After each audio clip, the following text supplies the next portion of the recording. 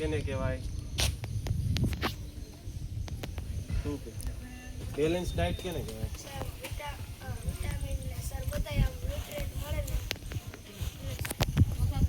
ઉદાહરણ આપીને સમજાવી શકે?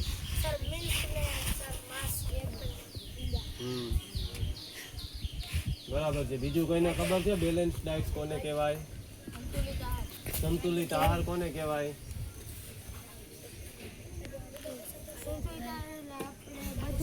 બરાબર લેવાનું, જેમાં પોષક તત્વો બધા બરાબર બધું ખાવાનું આવી જાય. બરાબર.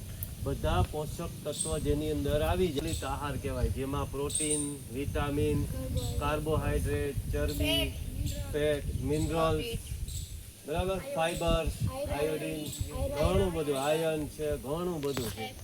આ બધું બેલેન્સ માત્રામાં મળી રહીએ એને આપણે બેલેન્સ ડાયટ કહેવાય.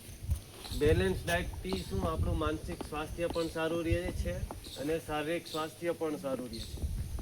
અમુક એવા તામસી ખોરાક ખાઈએ આપણે, વધારે તીખું તમતમતું ને એવું ખાઈએ, તેલવાળું તીખું તમતમતું, તો એ બધા ડાયટથી આપણી માનસિક સ્વાસ્થ્ય પર પણ ઘણી બધી અસર પડતી હોય છે.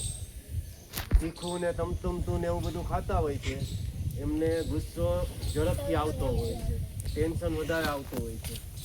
એટલે જેવો ડાયટ આપણે લઈએ છીએ, બરાબર છે, એ પ્રમાણે આપણું માનસિક સ્વાસ્થ્યને અસર થોડા ઘણા અંશે એને અસર કરતું હોય છે.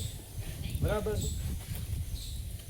ઘણા વિટામિન છે, પ્રોટીન છે, ચરબી છે, આપણા શરીરનો વિકાસ, માનસિક વિકાસ અને માનસિક સ્વાસ્થ્ય માટે પણ આ બધા પોષક તત્વો જરૂરી છે માત્રામાં.